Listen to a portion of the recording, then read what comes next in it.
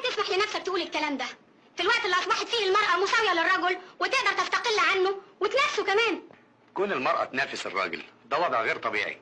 الراجل اتخلق بصورة معينة علشان هو اللي يشتغل، والمرأة اتخلقت عشان ترعى الأسرة. لكن المرأة النهاردة بتشتغل زي الراجل تمام، واحيانا بتتفوق عليه.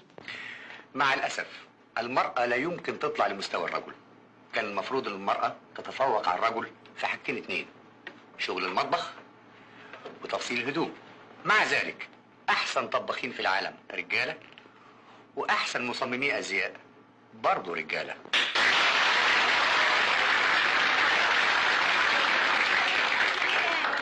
اسف اقول لك ان المرأة لا تصلح الا لاعمال معينة. اعمال معينة زي ايه؟ عايزنا نقعد على الشلتة؟ بلاش نشتغل، بلاش نتعلم؟ انا ما قلتش كده. المرأة لازم تتعلم، بس مش عشان تشتغل، علشان تعلم ولادها وتربيهم. بس لو عرفت تربيهم كويس. وايه رأيك ان في الاف من الستات بيشتغلوا ناجحين في اعمالهم؟ يبقوا فاشلين في بيوتهم. واذا كانوا ناجحين في بيوتهم يبقوا فاشلين في اعمالهم. اهو كده، اديلهم على دماغهم، خليهم يهبطوا ويتجنوا في بيوتهم. مش